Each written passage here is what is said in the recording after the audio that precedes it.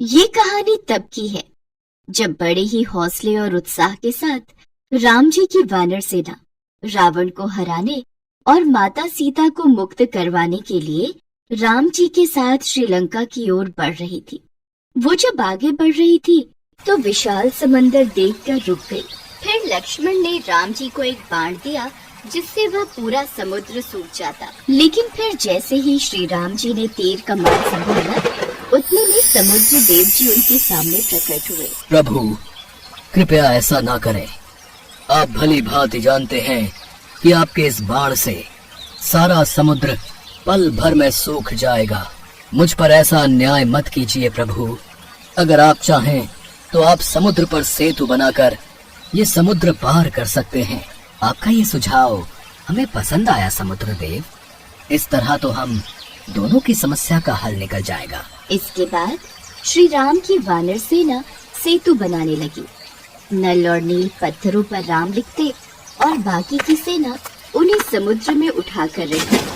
उन पत्थरों पर श्री राम का नाम लिखने से वो पानी में डूबे नहीं और ऊपर की ओर तैरने लगे। ये देख सभी वानर सेना बहुत खुश हुई। फिर सेतु बनने का निर्माण कार्य जोरों शोरों से शुरू हुआ।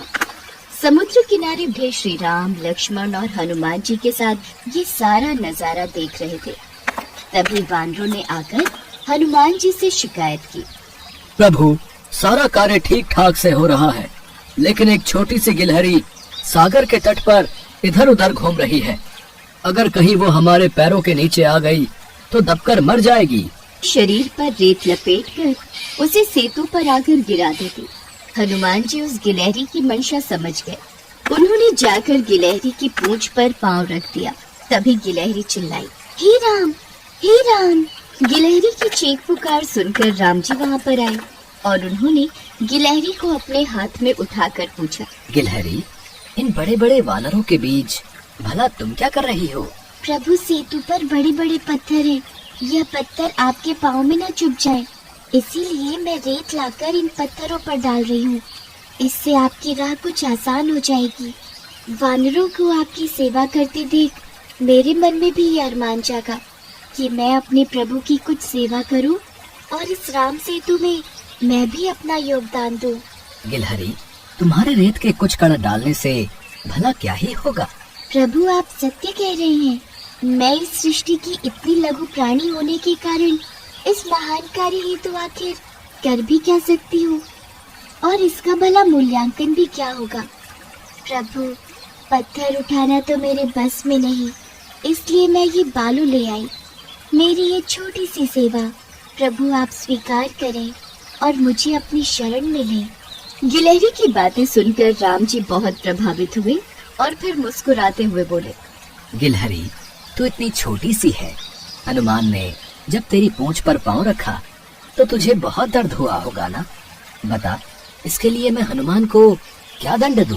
प्रभु, यह तो हनुमान जी के चरणों की कृपा थी कि उनके चरण मुझ पर पड़े और मैं आपके हाथों में आ गई और मुझे आपकी कृपा मिली।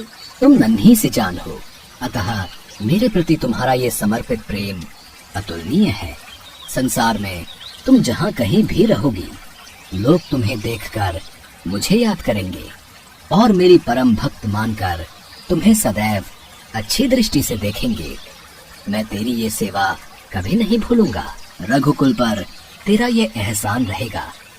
युगों युगों तक तेरी ये कथा सुनाई जाएगी। फिर भगवान श्री राम ने जब ये वचन कहकर प्यार से अपनी उंगलियों से उस गिलहरी को सहलाया तो उसी दिन से गिलहरी की पीठ पर राम जी की उंगलियों के निशान धारियों के रूप में उस पर छप जाते हैं। तभी से ये माना जाता है कि गिलहरियों के शरीर पर मौजूद धारियां और कुछ नहीं बल्कि भगवान राम की उंगलियों के निशान। पौराणिक कथाओं के अनुसार भगवान राम ने त्रेता युग में सारे कार्य संपन्न कर लिए थे और उनकी सारी लीलाएं समाप्त हो चुकी थी। धरती पर उनके जीवन की अवधि भी समाप्त होने का समय आ चुका था। लेकिन समय समाप्त होने के बाद भी मृत्यु के देवता यमराज भगवान राम के समीप उनके प्राण हरने नहीं आ पा रहे थे। क्योंकि रामदूत हनुमान भगवान राम के प्राण रक्षक थे, जो स्वयं महाकाल का एक रूप है, और महाकाल से उनके आराध्य भगवान राम के प्राण छीनने की हिम्मत ना तो किसी काल में थी और ना ही किसी अन्य देवता में। काल चक्र और समय चक्र को आगे बढ़ाने के लिए भगवान राम की मृत्यु होना जरूरी था। ऐसे में भगवान राम ने एक उपाय निकाला और अपनी एक अंगूठी महल के किसी छेद में गिरा दी और हनुमान जी से बोले, हनुमान, मेरी प्रिय अंगूठी धरती में वहाँ उस छेद में चली गई है। क्या तुम पाताल लोक से मेरी अंगूठी ढूंढ कर ला सकते हो? प्रभु, बस इतनी सी बात। मैं अभी जाता हूँ और शीघ्र ही आपकी अंगूठी लेकर आता हूँ।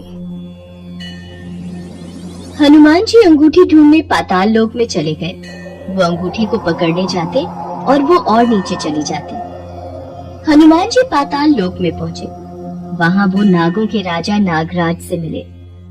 नागराज ने उन्हें अंगूठियों से भरा एक कक्ष दिखाया। इस कक्ष में बहुत सारी अंगूठी रखी हुई है। आप प्रभु राम की अंगूठी ढूंढ सकते हैं। यहाँ तो बहुत सी अंगूठियाँ पड़ी हैं। इनमें से प्रभु राम की कौन सी है, ये मुझे देखना होगा। राम जी की युक्ति काम आ गई। हनुमान जी अंगूठी ढूंढने लगे। इसमें उन्हें काफी समय लग गया। हनुमान जी को अयोध्या में न देखकर यमराज ने अयोध्या में प्रवेश किया और वे एक संत का रूप धारण कर भगवान राम जी के महल में पहुंच गए।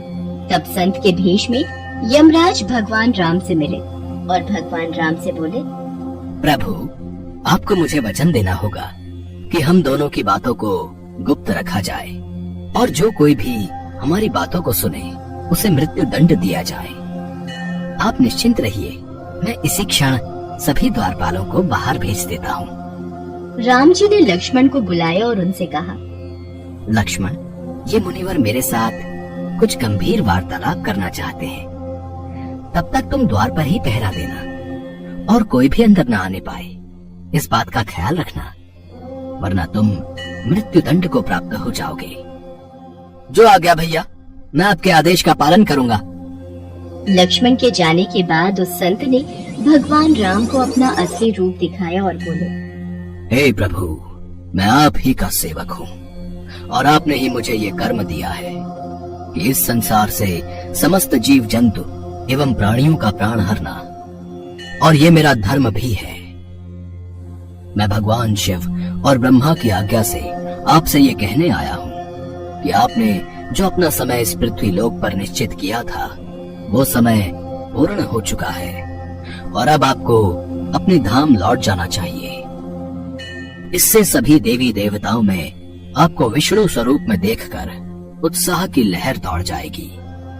इस पर भी हे प्रभु, आपको कुछ और समय इस पृथ्वी लोक पर बिताना है तो आप रह सकते हैं। भगवान राम तो अंतर्यामी है। वो यमराज की बातों को सुनकर मंद मंद मुस्कुरा रहे थे। भगवान राम और यमराज के बीच वार्तालाप चल ही रही थी कि इतने समय में भगवान राम के महल में दुर्वासा ऋषि आ पहुँचे। प्रणाम गुरुवर, कहिए मैं आपकी क्या सेवा कर सकता हूँ? हमें भगवान राम से मिलना है, अभी तुरंत। गुरुवर महाराज, भैया राम अभी किसी से नहीं मिल सकते। उन्होंने किसी को भी कक्ष में न आने का आदेश दिया है। मैं उनके समक्ष नहीं जा सकता। लक्ष्मण की बातों को सुनकर दुर्वासा ऋषि को क्रोध आ गया और वो श्राप देने लगे। मेरा इतना घोर अपमान! अगर मुझे राजा राम से नहीं मिलने दिया गया तो मैं पूरी अयोध्या नगरी को अपने श्राप से जलाकर भस्म कर दूंगा। अगर मैं इन्हें भैया के महल में जाने दूं, तो सिर्फ मुझे ही मृत्यु दंड मिलेगा, लेकिन अयोध्या नगरी तो बच जाएगी। गुरुवर, मैं भैया को आपके आने की सूचना देकर आता हूँ। लक्ष्मण भगवान राम के कक्ष में चले गए। लक्ष्मण को सामने देख भगवान राम चौंक गए और यमराज अंतर्ध्यान हो गए। राम जी दुखी हुए कि एक राजा होने के नाते उन्हें लक्ष्मण को मृत्यु दंड देना होगा। राम जी ने अपने कुलगुरु से इस विषय में वार्तालाप किया। राम, किसी अपने का त्याग करना भी मृत्यु दंड के बराबर है, इसलिए तुम लक्ष्मण का त्याग कर दो। लक्ष्मण ने गुरुदेव और राम जी के बीच हुआ वार्तालाप सुन लिया और वे श्री राम से बोले, भैया, आप मेरा त्याग मत करना, मैं ये सहन नहीं कर पाऊंगा। आपके वचन का पालन करते हुए मैं स्वयं ही अपने शरीर का त्याग कर दूंगा।